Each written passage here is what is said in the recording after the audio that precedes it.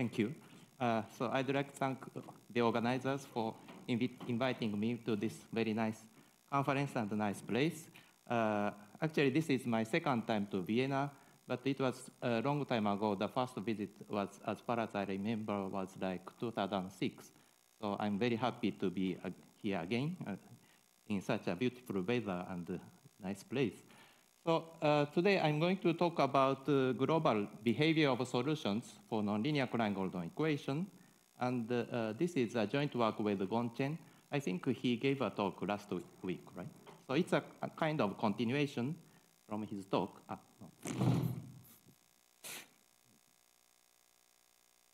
Okay, so let me start with the equation. It's a very kind of classical nonlinear Klein-Gordon equation with a cubic nonlinearity, and we consider just three space dimensions. So it is focusing cubic 3D Klein-Gordon equation, probably one of the most classical model in the classical field theory. We consider this equation in the energy space. So for example, the local existence is very well known. We are only interested in the global time behavior of the solutions for initial data in the energy space. And probably many of you know that the soliton resolution conjecture of this kind of nonlinear dispersive equations is a sort of general statement which is mostly open. And in particular for this equation, I think it's still quite open. But the expectation is that if the solution is global, then its asymptotic behavior for large time should be described by superposition of solitons traveling at a different speed and some radiation, which is in this case just approximated by the free solution. So let me draw some picture. Here. Let's say this is just space. We consider 3D, but let me pretend as if it is one dimension. So we have solitons. And because we consider Klein-Gordon equations, the solitons are exponentially localized in space. And we may have several of them. Some of them may be negative, but they are traveling at different speeds. For example, this is by beta 1.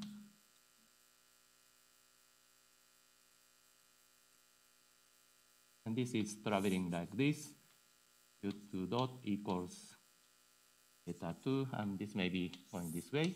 Sorry, this will be time axis. This will maybe something like Q3 dot equals beta 3. And of course, all of them has to be less than that light speed, which is 1 here. Anyway, this is just a generic statement, and it is widely open.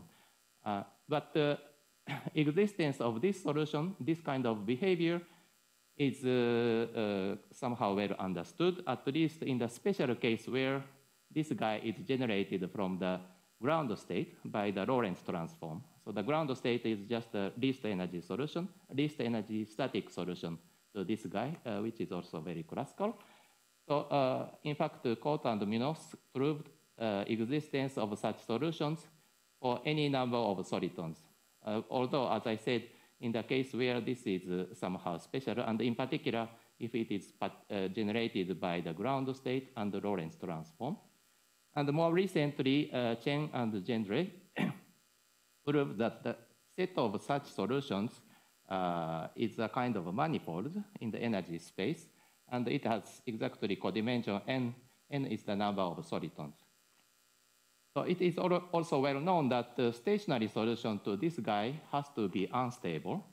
And the ground state is expectedly most stable, but it still has one unstable direction. And if you have a superposition of such guys of n numbers, this should naturally have unstable mode for each soliton. And in total, it is n dimension. So this means codimension n means you have to choose some particular directions. I mean, for some particular directions of n dimensions, you have to choose a very specific value. And if you tune your initial data in that way, then this form will be preserved. after perturbation of the initial data. And I think Gong talked about it last week. So my talk is, as I said, is a natural continuation of their result, or in the sense that, so this manifold is kind of exceptional because it has codimension n. This means you have n directions to which, if you perturb initial data, then this behavior will be lost. And the question is, what happens in that case? So if we fail to choose this special initial data, what happens for the solution? This is the question. And the answer is a bit complicated, but so let me just describe in a very rough way. Although it looks already a bit complicated, I hope it's not conceptually too complicated. So we want to consider perturbation of this type of special solution, and not only on the manifold, but in the entire neighborhood, although it may be very small. So we choose any small neighborhood of a given multi-soliton, maybe of this type. Then, in fact, no matter how small it is, we have essentially all possibilities that you'd imagine. So first of all, there is blow-up inside this small neighborhood. And also there are other types, other set of solitons. In fact, for any index set from this original one, we can find the initial data in this small neighborhood such that the solitons in this subset will survive, but all the other solitons will disappear. And in the end, they are also in the form of soliton resolution conjecture, but here the index set is smaller than the initial data. And here I'm cheating a little bit. This QJ is not really the same for all solutions, but we have to modulate them because the velocity will be slightly changed, and this profile depends on the velocity. But I'm ignoring that. So it is just a standard modulation argument. You need to change. So this actually depends on the initial data slightly, but the point is that we have many different possibilities concerning the surviving solitons or even blow-up. Yes? Sorry? Disappear.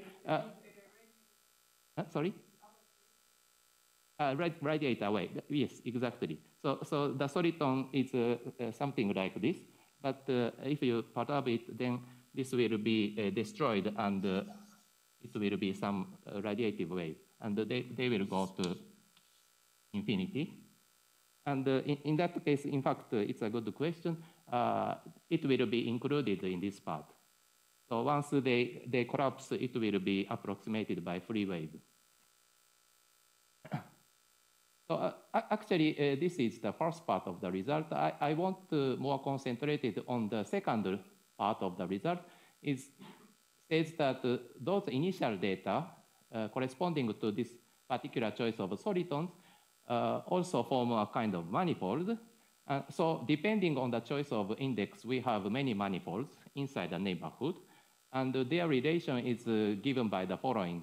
So if you consider some index set, and if you consider another index set, if you have more solitons, then it is more difficult to keep. And this kind of manifolds will be on the boundary. So if you choose so from this original set of solitons, you can choose, for example, S tilde and another S. So for each set of solitons, we can construct a manifold inside this small neighborhood. But this will be on the boundary of this guy. So I will give more complete, precise statement later, but roughly speaking, the result is something like this. So as I said, this statement actually consists of two parts. One is the soliton resolution conjecture. In the case, if we restrict the initial data to this small neighborhood.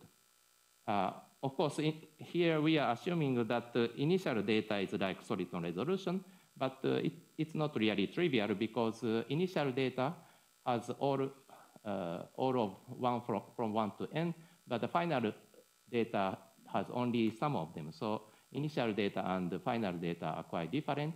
And in particular, as I said, in that case, this radiation part will be large in the energy zone. So this is also non-trivial. But actually today I want to concentrate on the second part. It is about the classification of initial data. As I said, for each choice of index set, there is some manifold. And we want to say in which direction such configuration of solitons will appear and what's the relation between different choice of S. So this is the main topic. So what's the difficulty, especially concerning the second part, is the following. So the instability of the ground state is somehow well known, and it is governed by the linearized equation. The linearized equation has a usual unstable mode, which generates exponentially growing factor, at least for the linearized equation. And when we have a superposition of them, each of soliton will have such exponentially growing mode, at least for the linearized equation. So a very rough idea to approximate the solution will be the following. First of all, we have some solitons. So here, for simplicity, I'm not modulating, but this is just exact solitons. But for each solitons, you can consider this exponentially growing mode corresponding to the instability of the ground state. And the important thing is that here it is exponentially growing, but the exponential rate depends on the speed. And so this dependence on the speed is somehow explicit because we generate this by Lorentz transform. But the problem is that this is not the same for different solitons. And in particular, as you see, slower guys grows faster. And the faster solitons are more stable.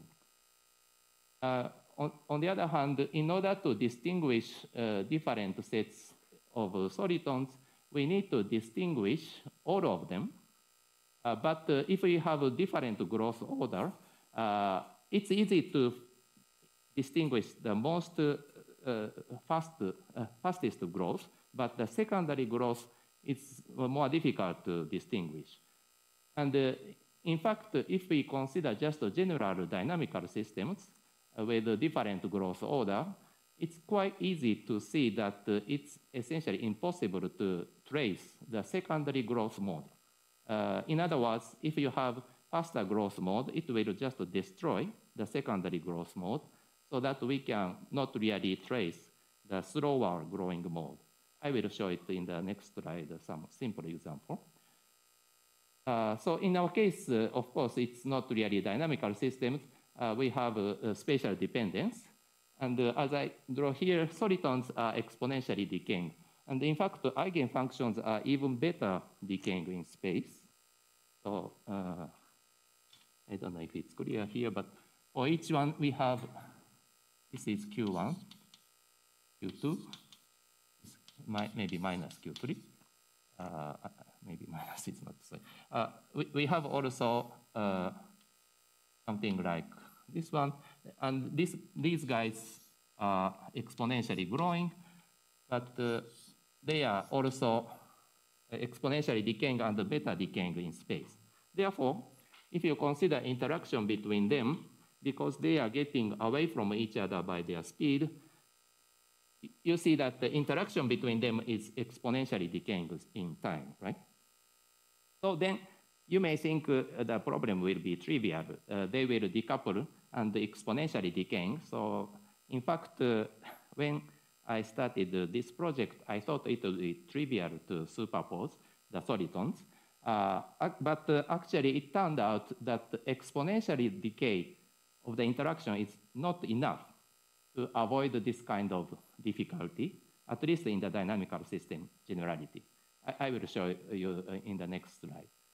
But in fact, our situation is worse because, for for example, this guy will collapse and radiate energy.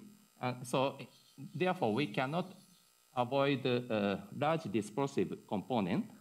And the dispersive component will be spreading, and it's not really localized for all the time. And the interaction between this guy and this guy cannot decay exponentially in time. And as you know, the dispersive decay is at best polynomial in time, even if it is initially localized. So in our case, it will be just t to minus 3/2. But as I said, even the exponential decay is not enough. So polynomial decay is essentially useless, right? So at this point, in fact, I thought the problem may be hopeless. And I thought even that the conclusion would be false. But actually, it turned out our situation is actually better. So that's essentially the content of my talk. Sure, yes.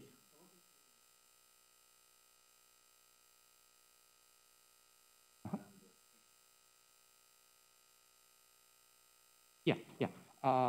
So the growth of this guy will be, let me denote by kappa. And the kappa may, I don't know a precise value of kappa, but the spatial decay of this eigenfunction will be something like minus Japanese bracket of kappa times x. Something like this. Yeah, and it's a good point. In fact, if we have only this kind of decay factors, this decay is enough to avoid, because this is sufficiently decaying in space. And if you had only this one, then this problem can be solved. But unfortunately, this is the best part. And so we have a dispersive component, and also the solitons decay just like e to minus x. And this decay is not enough, actually. So let me just show an example of ODE, a very simple one.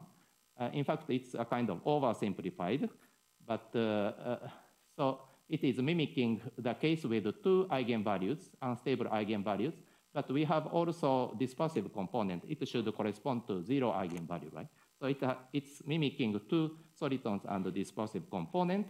And I'm assuming that there is no interaction. So 0 means there is no interaction between solitons. But I'm assuming that there is some very small interaction with the dispersive component.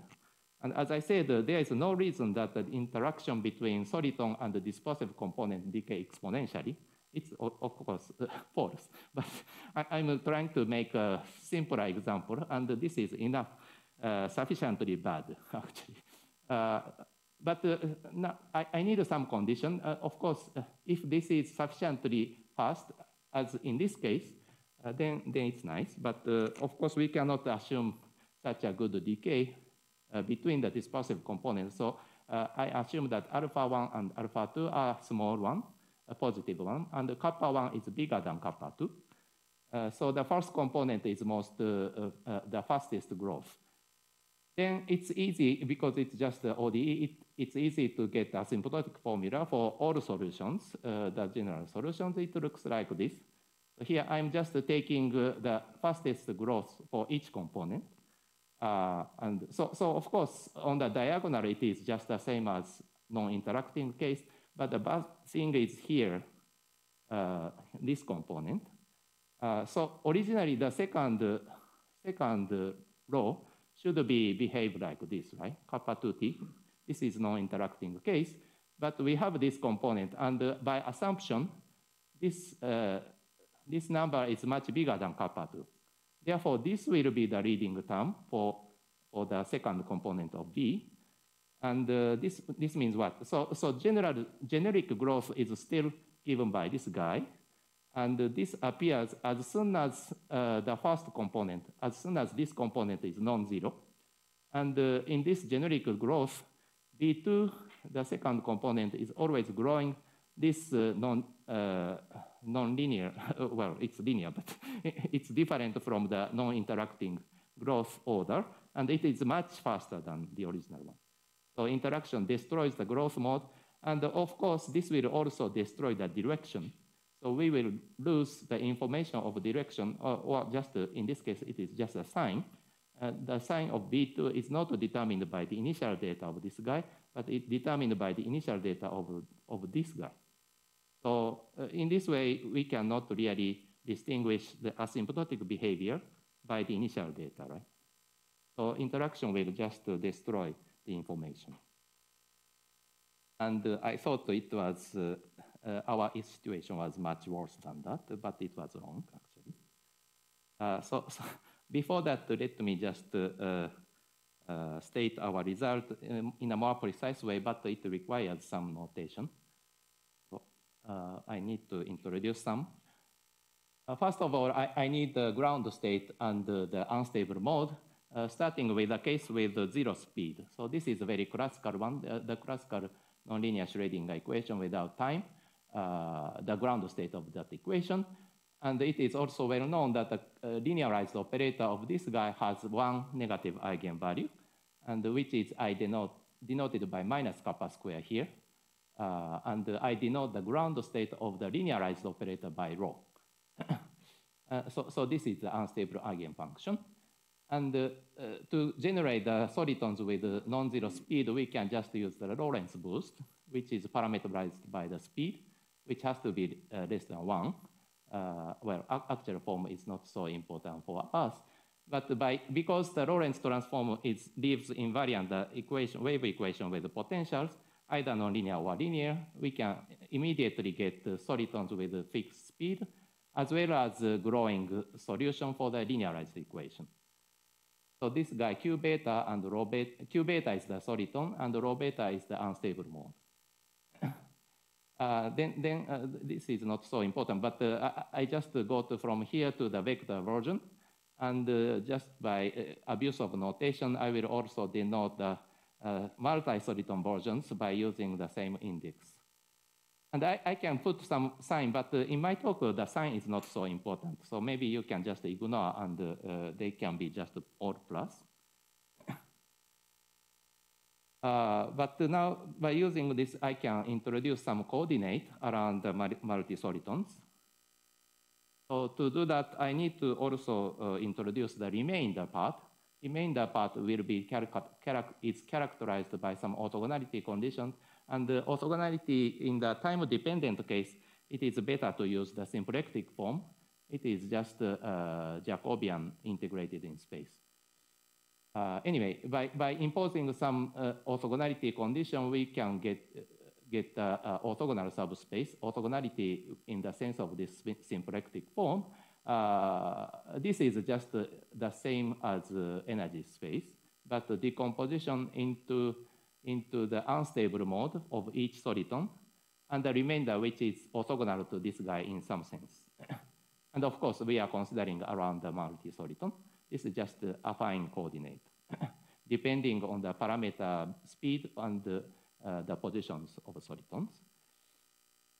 Now, to state our result, I also need to introduce the manifold for each subset, as I wrote here.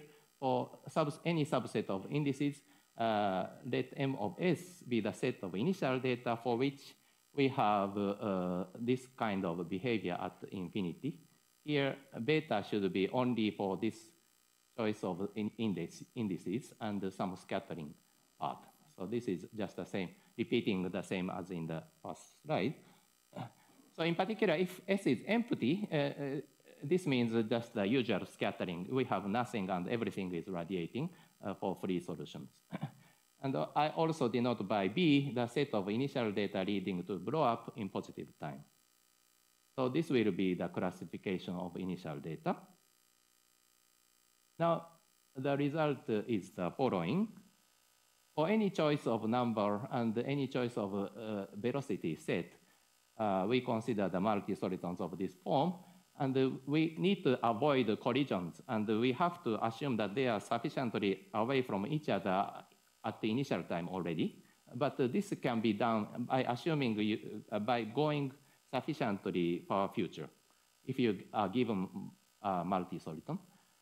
So under this assumption, we have some coordinate change. It is slightly changing this coordinate, which is already introduced previously. And if we change the coordinate, we have the following simple classification. So this component essentially has n scalars, right? And if any of this guy is positive for the initial data, then the solution will blow up. But if all of them are non-negative, non-positive, and some of them is 0, 0 corresponds to the surviving solitons. And the other guys are scattering. So maybe it's better to write the picture. In the simple case, when n is 2, so the graph, the classification will be something like this. After the change of variable, it is just A1 and A2.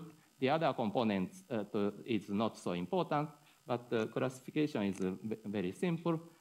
Here we have a blow up.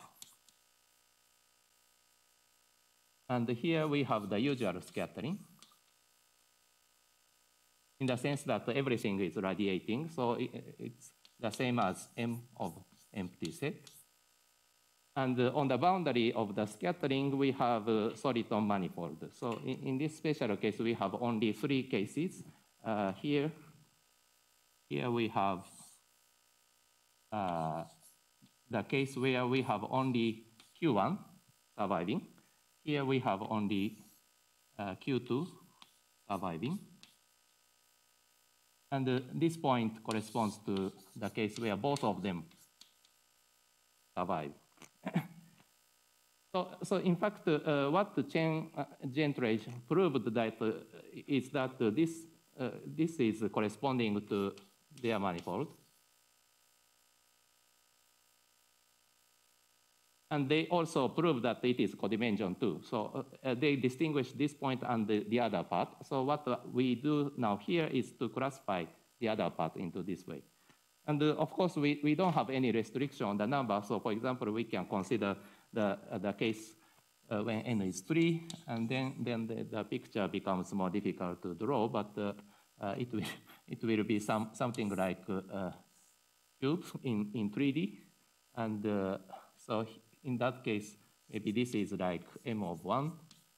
This is like M of 2.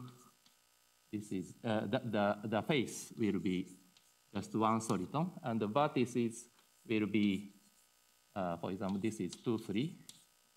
This is 1, 2, and this is 1, 3.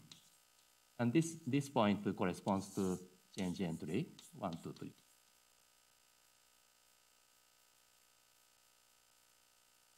So it's in fact quite simple. After the change of coordinate, it is essentially decoupled into the single case. And the reason that we don't have classification in this side is once we have blow up, we cannot really continue the other part, so we cannot really classify. But in the scattering case, we can classify into different solitons. So just to write it more in a more sophisticated way, is the boundary is generated by other manifolds with more solitons. But it's just something like this. Okay, a few remarks. 30 minutes? 20, okay, thank you.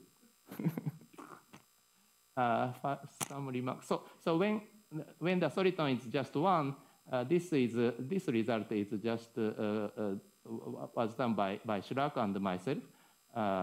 In fact, it was slightly more than that, but it is covered. In that case, it is covered by that. So the main result is when we have more than 1 soliton. And as I said, by this coordinate change, the situation is reduced as if we have just a superposition of single solitons. But of course, this does not mean we have a very nice transformation which reduces everything to the single soliton. This is just a conclusion of our theorem. We don't have any such nice transform which can reduce everything. It would be great, but I don't think it's possible. As I said, the case when we have all of solitons surviving is already in, it is in fact what Chen and Gentry did. But when we have only subset of them, this manifold is not really the same as their case, because, as I said, the initial data is very far from the final state. And also, the distinction between this point and the rest is somehow easier than distinguishing the many different directions, because in that case, what we need is to prove that as soon as you are away from this point, you should prove that something is exponentially growing. And it is much easier to prove because you don't have to care about which component is growing. But to prove this classification, we need to trace which one is growing. So it is much more difficult. So actually, I don't know any such result in the case of multi-solitons. But when we have the damping in the nonlinear Klein-Gordon equation, this kind of result was obtained in the special case when you have only two solitons and they have opposite sign. It was done by Ishizuka and myself. So in that case, the situation was different because if you have damping, the solitons cannot have the speed. Therefore, the eigenvalues are the same for two solitons. And the difficulty in that case was actually because they have no speed, the interaction is stronger, and the decay was not integrable in time. So the difficulty was different. Okay, so this is the remark. Now, let me tell you something about the proof. It's a bit long story, but the rough structure is the following. First of all, we will stick to this kind of decomposition of the solution or coordinate into the multi-soliton and the unstable mode and the rest. And what's important is this unstable modes. And it is rather easy to see that instability is shown, it happens only by the growth of this component, unstable modes, in some direction. And the sign of each component will decide which kind of behavior will appear. So in our choice, if the sign of this guy is plus and exponentially growing, it will lead to blow up. And if it is minus and exponentially growing, it will lead to collapse of soliton, like this. And this part is somehow rather easy, and we just need to glue the one soliton case, which is well known, by using finite speed of propagation. The main challenge here is to consider the radiation which is generated by the collapsed solitons. But actually, yeah, in the end, we can manage to deal with it. Although this guy will be large in the energy space, if you use the local energy estimate, we can prove that although this is in total quite large, when it is radiating from here, around this trajectory, it is still small in local energy norm. Therefore, we can still use one soliton analysis in the local energy norm. That's roughly speaking how we deal with the soliton resolution conjecture. And this will give us at least, this says the only possibility is either blow up or scattering with some solitons. Then we go to the second part where we need to distinguish the direction leading to different indices of solitons.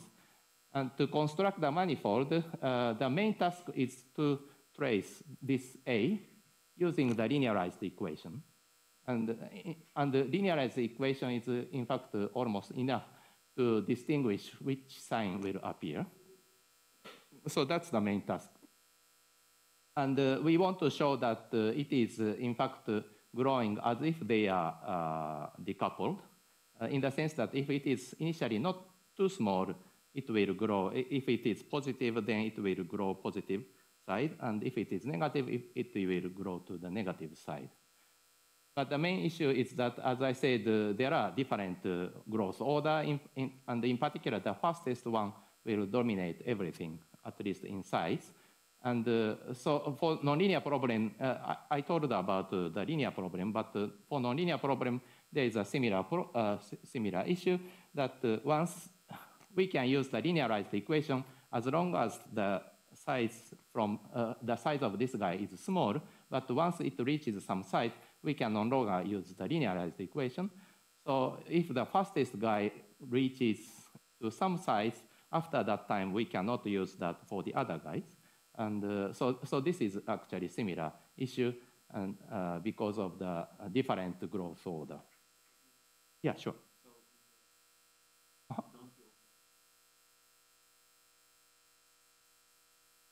Yes, we do. Exactly, we have the same issue. Yeah. So in the end, we don't have classification, but we have the same issue and we have the same resolution, even in the blow-up case. Yes, thank you. So in fact, the main idea is this one, and it's a very simple geometric thing. In fact, it turns out I was somehow stupid. So this is a very simple one. So what happens? Following. Maybe it's the other one. So what was wrong is to use the dynamical system as the model. So we should not forget about the space-time dependence, and we are in the Lorentz geometry, because those solitons are generated by the Lorentz transform, so we shouldn't forget about it, and it is in fact important. So we have two solitons, for example. Let's say Q1 is almost zero speed, so it is more unstable. And another one may be traveling faster. This will be more stable. And let's say this, the eigenvalue is kappa 1, kappa 2, and this means kappa 1 is bigger than kappa 2. And the unstable mode will, in general, grow like e to kappa 1t, and this will be e to kappa 2t. Therefore, this guy is much bigger than this one. So even if initially this one is much smaller than this one, so here I'm ignoring the spatial separation initially because the time may be very large, and then in that case, initial separation doesn't really matter. Sorry. Even if initially this instability is much smaller than this guy, eventually this will be much bigger, right?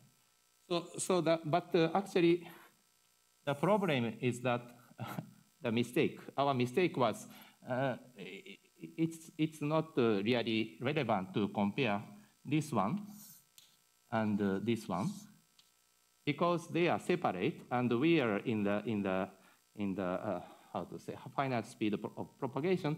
This information cannot immediately talk to this one. So in fact, it has to take some time to reach this point, right? This is right cone. And so therefore, and between the solitons, there is nothing. This was amplified by the soliton, but between this, there is nothing to amplify the wave. So therefore, there is no growth between this point and this point. So what we actually need to compare is that to say this is T1, and let's say this is T2. We need to compare this e to kappa 1 T1 and e to kappa 2 T2. So even though kappa 1 is bigger than kappa 2, this guy has longer time to grow, and it turns out this one is smaller than this one. So as I wrote there, kappa 1 times T1 is always smaller than kappa 2 times T2. And the reason is you can just compute, of course, but it is just a simple consequence of geometry or the Lorentz invariance. In fact, because we can also use Lorentz transform to prove it. No, maybe it's better to write here. We can transform this picture by another Lorentz transform. In fact, it's just inverse for this guy to make this line to the zero speed. So this will be transformed to the zero speed. And then, of course, this will be traveling faster, right? This is Q1 tilde. And those are also transformed to some point. However, the light cone, this is the light cone, right? And the light cone is preserved by the Lorentz transform. So we have still this kind of picture. And the growth rate is also given by the Lorentz transform, so it is also preserved. The time will be changed. This will be T2 tilde. This will be T1 tilde, T1 tilde. And the eigenvalue will be kappa. And this guy may be kappa 1 tilde, T1 tilde. But in this case, of course, this is not moving. Kappa 1 tilde is smaller than kappa. So in this case, it is clear that this guy is smaller than this one, but they are the same because of the Lorentz invariance. Therefore, this property is Lorentz invariant, and it's always true for any pair of solitons. So in fact, our situation is better than the ODE model, and our mistake is to ignore the time delay between the two solitons. So of course, this is just geometry, and we have to make it into wave equation, but it's also not so difficult. What we do is the energy estimate for this linearized equation, linearization around this kind of multi-solitons, and we prove some energy estimate with a weight for this solution B. To characterize this kind of behavior for the radiation. And it is just a classical type of weighted energy estimate, although the weight is a bit complicated space-time weight with exponential behavior. So the precise form may look a bit complicated, but it's actually not quite. So the picture is the following. So we have several solitons. Maybe I just draw two of them. And in general, we expect that the unstable mode is growing here, like 8 to kappa 1 times t.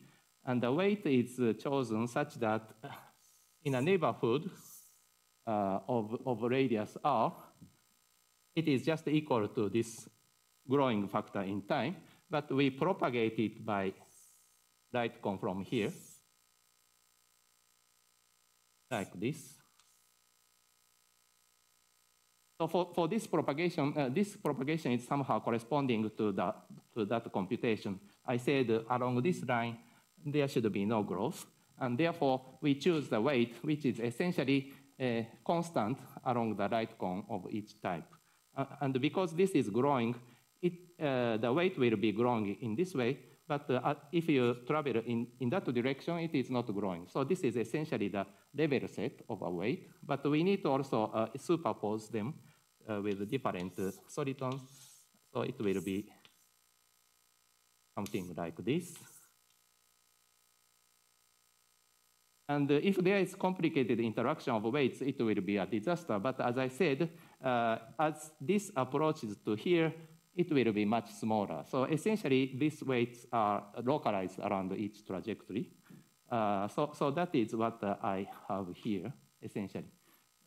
We need to allow some slow growth because of other interactions, but essentially, the weight looks like that. And proving this is actually not so difficult. It is by induction on the number of solitons. And we start with a case where we have no soliton. That means we put this weight, but for the free wave, for free Klein-Gordon equation. In that case, there is a general condition on the weight, which is just something like space-like weight, meaning that the W dot has to be less than minus gradient. This is a general condition. And because of the construction, this condition is satisfied. And therefore, for free wave, it is easy to check. And then in the case when we have only one soliton, if we don't have the weight, it is also well known, just the energy estimate around the soliton. And then we do by induction, for example, assume that we have only this one. Then in that case, we have estimate around here. Then the induction is by somehow adding a new soliton or removing one soliton. And for example, here, if let's say that we have already estimated with that guy, then if we restrict the region to here in the outside, then because of the finite speed of propagation, we can ignore this soliton, right? So in this region, we can use the induction hypothesis. And of course, we cannot go further so much, but just to go some time length, then along this, between these two time slices, we can use localize into another region, which is just inside. And inside, because of our choice, the weight is essentially constant in space and just growing like this. And the energy estimate with a flat weight with exponential growth is already known. It's just the single soliton case. So what we just need to do is just to add this region where we have the weight, but with one less soliton. And in this region, we have just one soliton and the constant weight. And just adding them, we can prove this kind of energy estimate on this time slab. And just by iterating many times, we can reach any time with some small loss of growth. Roughly speaking, that's the argument. And I think I can stop here. Thank you so much for your attention.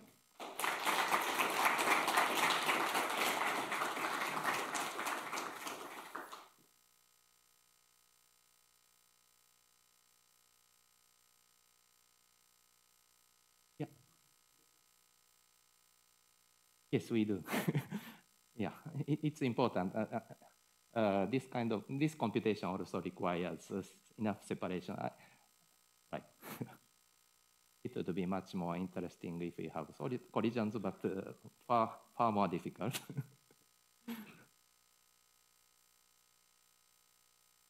Yes.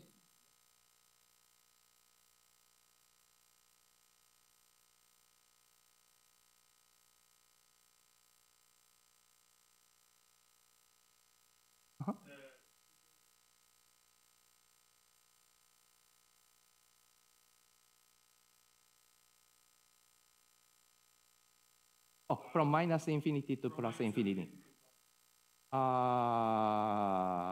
Yeah, that's related to the question of collision. And I think, in fact, for the moment, I'm not completely sure. But in three-dimensional case, of course, we have trajectories which never collide. And yeah, the problem is that to ensure this condition, maybe I'm just stupid, but I have to assume enough separation to prove this. And it would be nice if we can just prove it under condition that there is no collision and enough distance. Yeah, heuristically that should be correct. And in that case, probably we can, under that assumption, there is no collision and enough separation for all time, probably we can go from minus infinity to plus infinity.